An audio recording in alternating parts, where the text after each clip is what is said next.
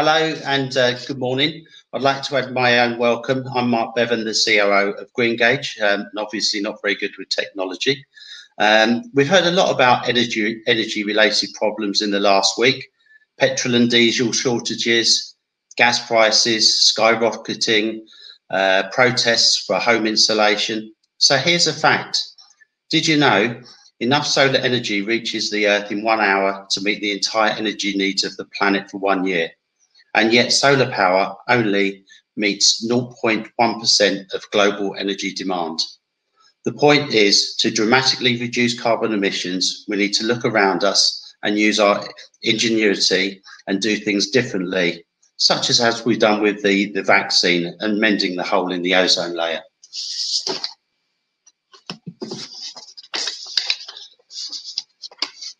So we're heading down the road to net zero carbon. The question is, how smooth will that road be? Let's find out.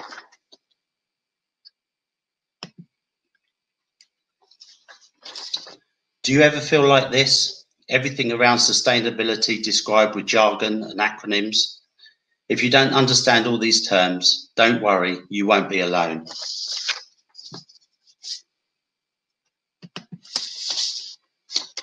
But given today's topic, I thought I'd explain the difference between these three terms that we hear mentioned a lot. Carbon zero is when no carbon emissions are being produced from a product or service. For example, a wind farm generating electricity. Carbon neutral refers to a policy of not increasing carbon emissions and achieving carbon reduction through offset, e.g. Shell with their carbon neutral fuel initiative, or EasyJet offsetting flights.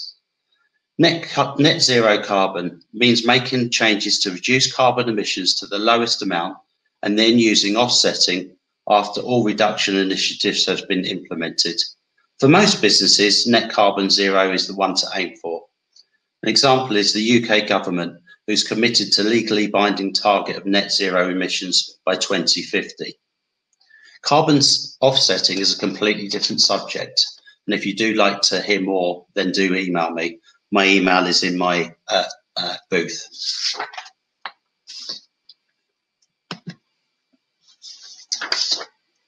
I thought it would be worth showing a global view of what economic sectors contribute to CO2 emissions in order. Electricity and heat, then agriculture and forestry, industry, transportation, other energy and buildings.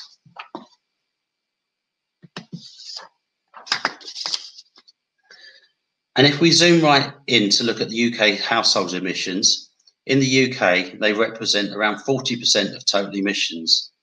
In recent years, made up of transport, heating, electricity, aviation and waste. It does show that being sustainable does really start at home.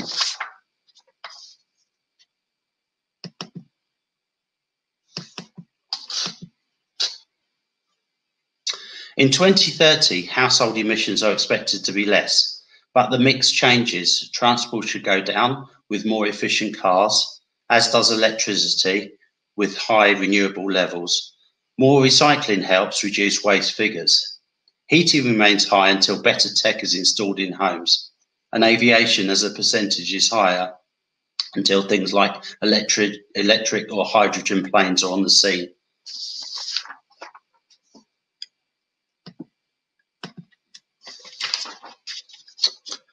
So how are we getting on with reducing greenhouse gases that are driving global temperatures to rise to dangerous levels? For many years, going back to the early part of the 21st century, scientists have warned about looming climate disaster, and no one really listened. Well, now most of us are listening. The problem is we wasted a lot of time, and that means now we have to act quicker and more dramatically, reducing CO2 levels by 50% by 2030 to hit net zero by 2050. And it won't be easy.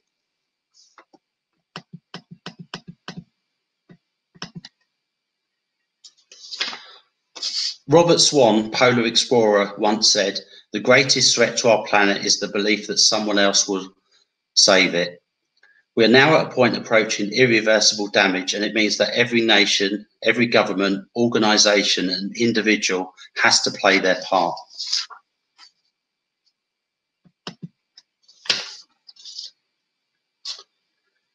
"2021 needs to be a year of action, and the Glasgow COP26 Climate Change Conference in November provides a perfect focal point to set the agenda for the next 9 years and beyond.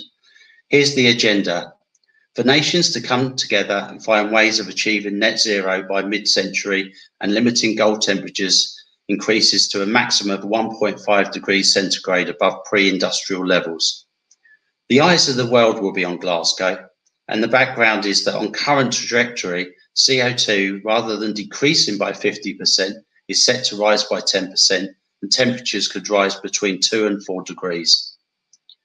The hope is to agree a legally binding framework of measurements that gets us to a better place. Let's move this on to what this all means in the corporate world for business.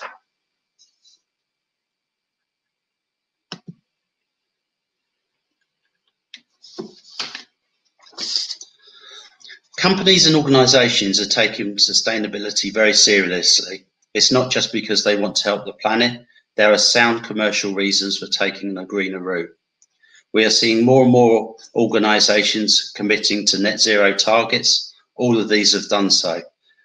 There are many more. AstraZeneca are looking to be zero carbon by 2025 and actually net negative carbon zero by 2030.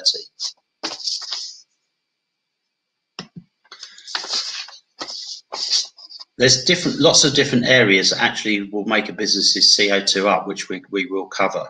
One of them is travel and transport. Another large one is obviously energy. We recently looked at travel and transport because it's something most businesses actually do. It does vary between businesses. If you're a mining business, you might not travel much. If you're a consulting business, you could be traveling domestically or globally on a regular basis. Here are the results of the 2021 Business Travel News Survey, which interviewed travel buyers from an insight into corporate attitude towards sustainability. So the pressure is coming from a moral point of view, through government legislation and through supply chain.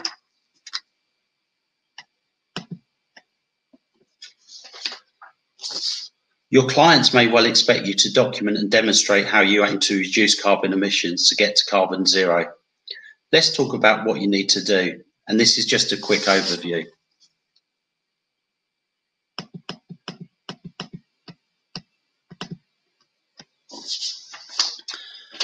Two stages is my advice. My advice is to plan a net zero route for your own company, and then you can then plan what you do to help your supply chain. For example, UK government procurement is now stipulating that organisations with government contracts must have measured their carbon footprint and have a roadmap to net carbon zero.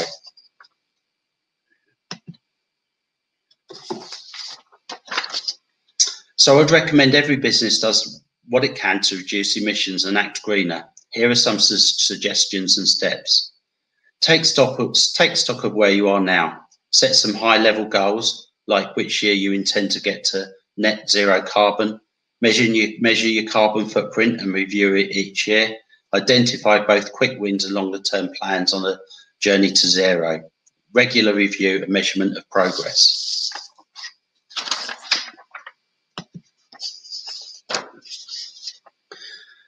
Greengage is here to help. We come out, we review your business. We've got a very quick, simple process, and we've got carbon calculators to measure where you are today.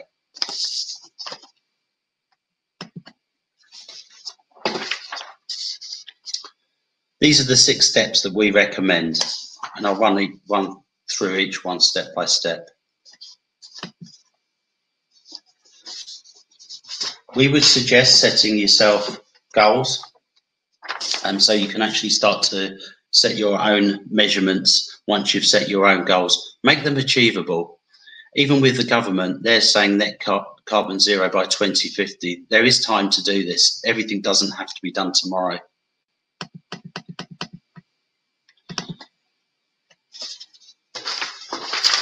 Expectations, helping to manage sustainable has to be really realistic setting of expectations.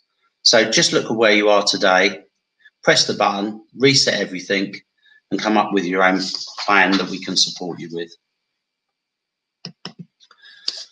We also say look at substitutions. I've picked on travel here.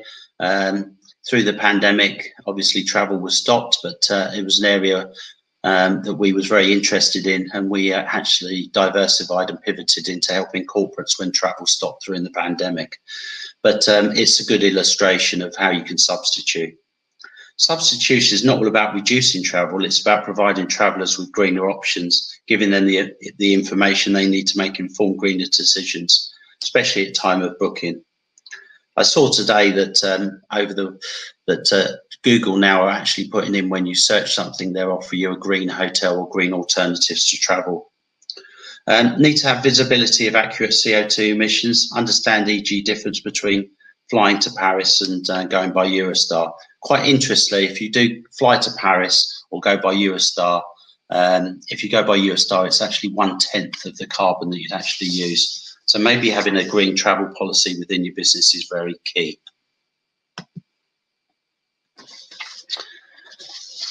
So winning hearts and minds of your staff and your teams is actually very important.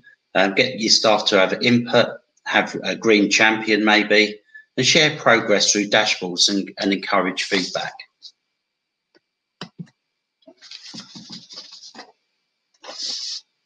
Offsetting. I would suggest that only look at offsetting when you've actually reduced your carbon, because you really don't want to start to pay to offset things where you can actually make changes and change behaviours before you start to pay for things.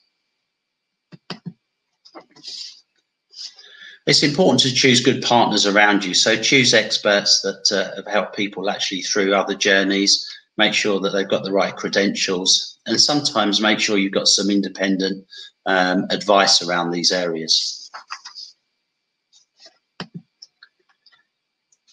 So this is a really nice business. It's the Treehouse Hotel in London, and they really did go the extra mile, and they're a partner of ours. And everything in their business is actually really built on recycled products. All their energy is renewables and things like that. So we can give you an in-depth overview what other businesses have done. And they did. They calculated where they are, they reduced, and then they offset what they couldn't use. And most businesses are going to be in the same position. You won't be able to completely get rid of carbon. You will have to offset at some stage.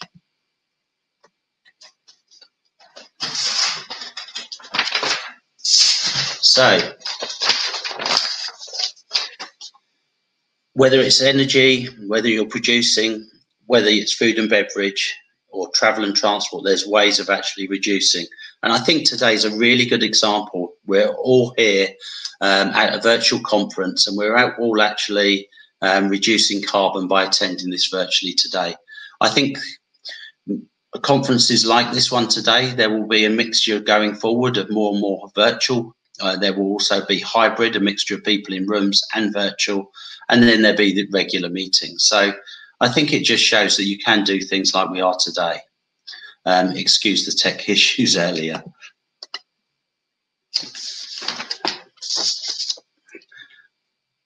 So when you've actually been down your green journey, you know, you really do need to shout about it.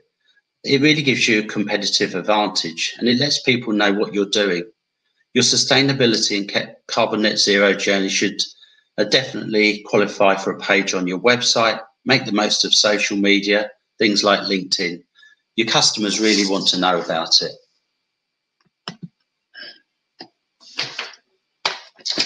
So there it is, some background tips on embracing the route to carbon net zero. Thanks for your time.